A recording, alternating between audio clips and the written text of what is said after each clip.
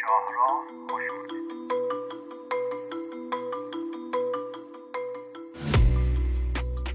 اگه میخواین توی ترک عادت خودارضایی، توی ترک این اعتیاد و پورنوگرافی موفق بشین، اولین موضوعی که باید بدونین اینه که ناامیدی و احساس بد شما نسبت به خودتون و زندگیتون یکی از مهمترین محرکایی که باعث میشه شما اعتیاد ادامه بدید.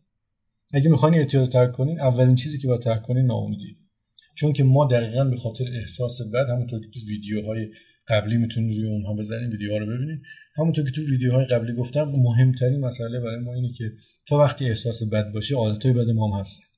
تا حال خودتون خوب نکنید، تا خودتون رو دوست نداشته باشید و این داستان بخواد همینطوری به شکل بد ادامه داشته باشه، اعتیادت رو نمیتونی بذاری کنار.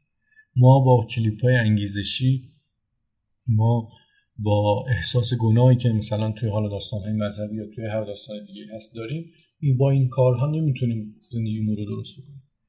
اولین کار اینه که حال خودتو خوب کن، راجع به خودت اطلاعات جدیدی رو به دست بیار، خودکاوی رو انجام بده تا وقتی خودتو بشناسی بهتر میتونی با خودت کنار بیای و کتابایی رو بخون که توی این حوزه هست.